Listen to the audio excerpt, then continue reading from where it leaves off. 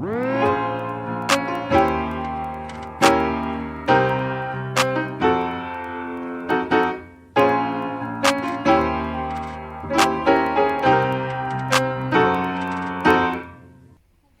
guys, and welcome back to my channel. It is your girl Umpo. If you are new here, hey sis, what is good? And if you're not subscribed, thank you so much for constantly watching my content. You know, of all the videos I've ever done, I actually realized I've never had an introductory video with sort of a get personal in terms of who I am, giving a little bit of a background context also into who I am. You guys are just watching my channel and you're just wondering, who is this Tswana speaking chick who is always rambling on and on about any and everything? So today I decided to actually just have a quick introductory video where I give context in terms of who I am. I share with you guys a little bit of my background and actually why I started YouTube. You know, there's so many YouTubers, especially new YouTubers. I call them the COVID YouTubers. Most of us started our channels in 2020, actually because we were all locked in the house and there was literally nothing to do. So this is why I just decided, you know what, let me give my followers and my subscribers a background in terms of who I am, just to familiarize myself and just to familiarize you guys with who I am. So my name is actually Mpho Ruth. Maiden name was Mshe before I actually changed, which now is Batlabe.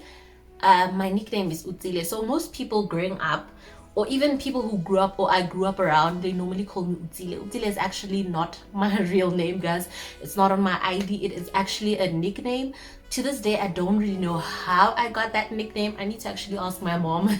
But yeah, so they used to call me, actually at home, they still call me Utsile Tix.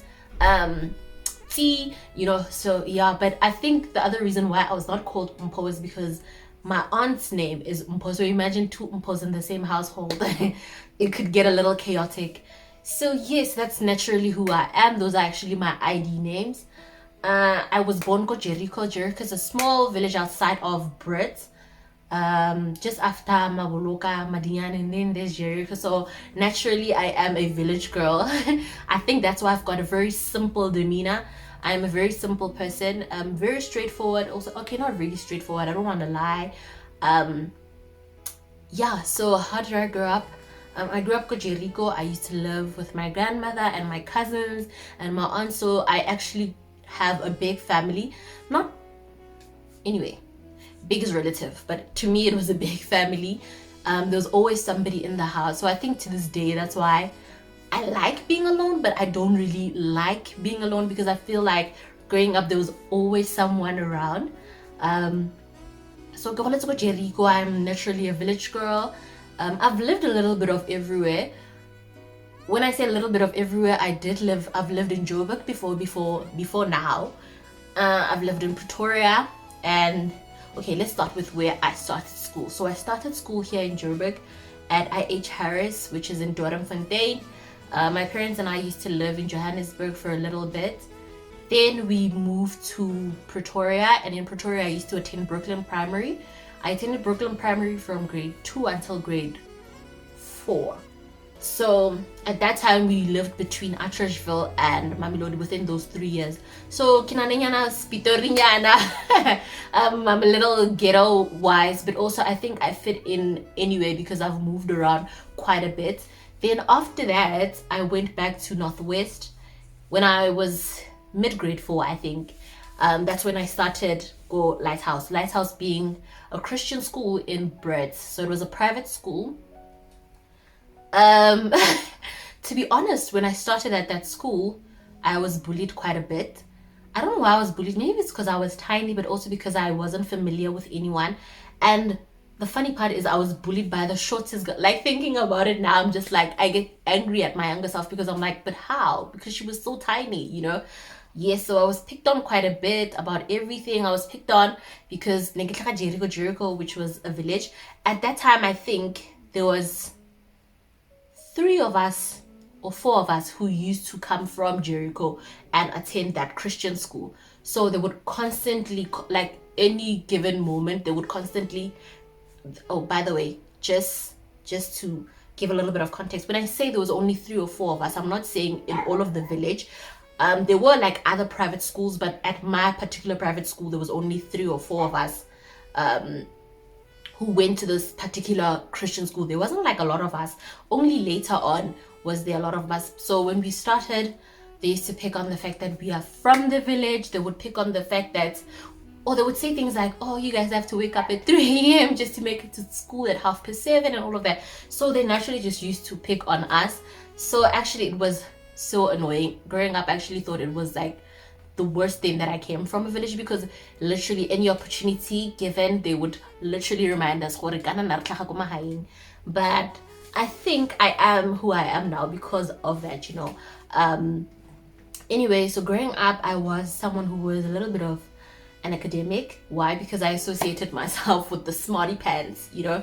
I think of all my friends, I always naturally gravitated towards the ones who were smart. Why? Because I felt like they challenged me and they forced me to push myself. Well, that was until grade 7. So from grade 4, 5, there was a little bit of a gradual growth. Then 6, 7, I was like top 5 there. Okay. Then grade 7, I had a best friend. Her name was Aura. We are still friends to this day. I call her like my BFFF because wow, I feel like she and I understood each other. We did everything together. So she was the one person, she was number one. Always she was number one. So I felt like she kept me at the edge of my seat, and I constantly felt like I needed to keep up. So that's when I was really good at academics up until she left. She left when we were in grade 7. Then grade 8, that's when the mischief started. Naturally, I don't think I was a rebellious kid, but as I got older, I was like Dora the Explorer. I really just wanted to explore. There was nothing that I did not want to do, or nothing that I did not want to be part of. Also, like you can imagine, when I live stage, and it's the era where you like start exploring boys, or you start having crushes and everything. I think in grade 8, that's when I had my first boyfriend. It was a very cute moment. It was a very cute era. But also in terms of grades, my grades did start to decline. Why? Because I started really hanging out with the average students. You know, no shade to all my friends and the friends that I used to hang out with at that time, but yeah, most of them were like average students or just beneath me, like no shade. So that fiery academic spirit sort of died down a little. I don't want to say I wasn't a bully, but I've always sort of liked to be the leader. I don't know, but naturally I just like to be, I don't want to say the boss, but yeah, in high school you could kind of say I was boss-ish. But I feel like it was also a phase. It's not like I was like that all the time, but it was just like a phase. You know, like I wanted us to do things that I liked, and I always initiated things. So yeah, but I had friends, and my friends and I, we used to do the most. We had that era of house parties. We had the era where we started drinking, you know, like the little small stupid things. But the one thing, guys, the one thing I always stayed away from was boys. Like when it came to, you know, Ashe, I don't want to lie. Like you could give me 0. One thing about me is I loved to explore. I loved to, you know, go to different places. But when it came to boys, I was just like, boys bring babies, you know. So I was always just very, very cautious, especially in that space. But also growing up, I don't want to say, especially in the village, I didn't have a lot of friends. I kept to myself quite a bit. Why? Because to be fair and honest, I'm not someone who has had the best of luck with friends. It sounds very sad, I know. I'm always someone who I'm over invested, and I always find that I'm always investing in people who bring very little to the table. I was always friends with people who had a lot to say about me, especially behind my back. I was friends with people also who I just felt like they liked me in my, like when they were with me, but behind my back, they just had so much to say. And also realized that because I came from a family where majority was females, people had a lot to say, and I didn't want to associate myself with that. For me, I always feel like you can come for me, got anything, just not my family. You can say anything about me, because quite honestly, I'm very transparent. I come here and I tell you guys the stupidest things that I've done and the things that normally people would be ashamed of. I come here and I share with you about those things. So I don't think there's anything that I'm embarrassed of, or anything that if it came out I would feel some type of way. Quite honestly, why? Because I own my truth. But once you start coming for my family, then that's just a different topic on its own. So that's why I said I've never really had a lot of good luck with friends. But also, I think because I grew up in a female orientated family, sort of, I know how to read the room. Like basadi, like the back of my hand. Simply because basadi, and basadi we all had different personalities. So I've learned quite a bit about women, and that's why maybe I don't have a lot of friends. But also I don't have an overzealous personality.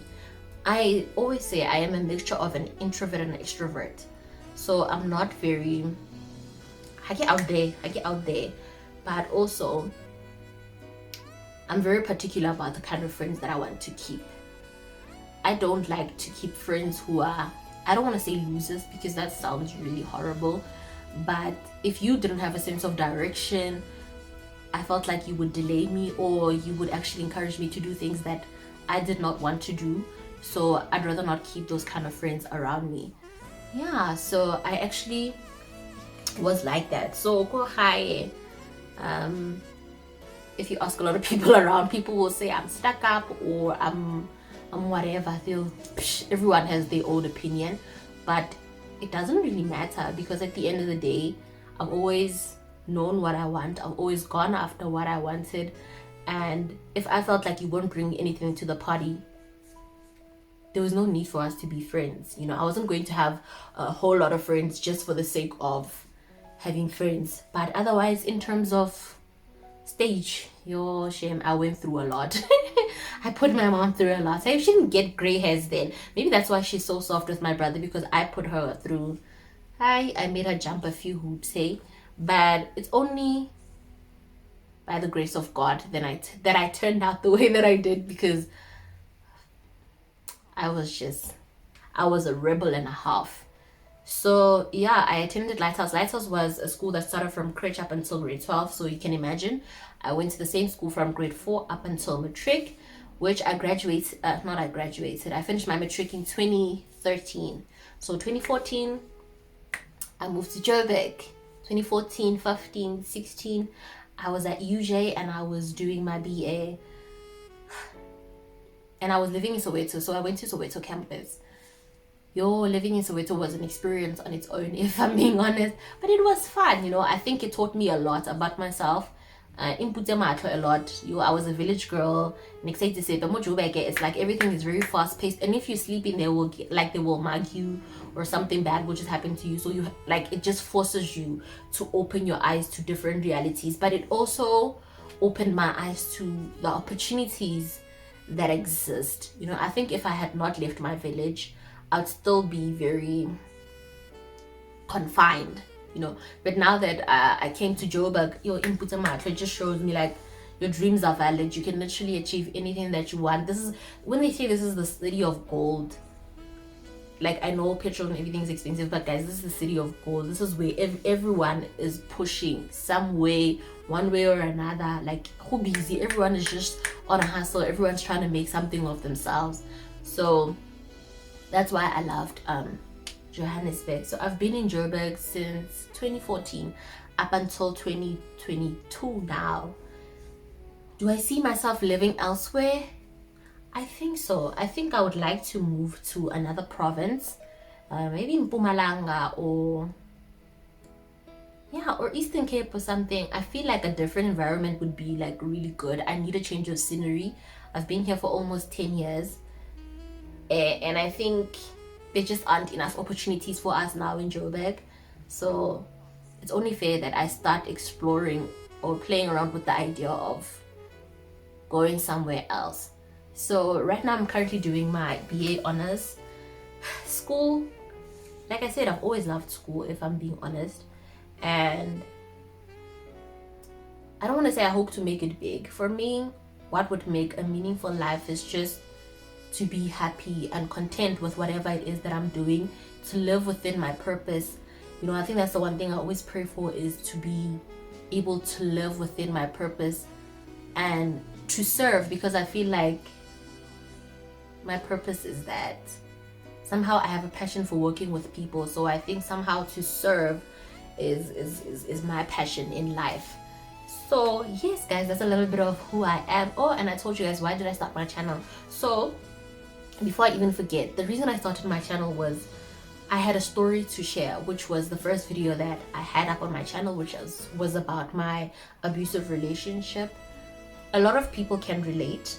I found that me sharing my experience, a lot of women came forward, even if it wasn't on YouTube and everything, but through different social media platforms, like through my DMs. A lot of females were like, you know what, you're so brave for putting your story out there, because I too have gone through 1, 2, 3, 4, 5. For me, it's not something to be embarrassed about. It's not something that to this day I'm embarrassed about. I think it was someone who played off of my innocence, someone who took advantage of who I was back then, because I was very naive, but also I was very young. But also, all in all, I've forgiven that chapter of my life. I've forgiven myself. I've forgiven the person who did those things to me. But also the main reason why I just want to continue with my channel is because I want to continue to learn. I want to continue to share my own experiences with people. I enjoy doing my makeup. I enjoy doing girly things. I enjoy doing my hair, you know. So I'm just going to use this platform as also an outlet, because I don't have a lot of friends around here. But also just because I'm naturally like that. I just like to share the things that I do. So yeah, that's also the main reason why I started my channel. So this brings us to the end of the video. It was little, I hope it's not too long. But if you did like this video, give it a thumbs up. Any questions that you have for me, please drop them in the comment section, and I will be there to respond to each and every question. And yeah, don't forget to give this video a thumbs up. Do share it with your friends so that we can reach 1,000 subscribers. And thank you so much for constantly watching my content. See you on the next video.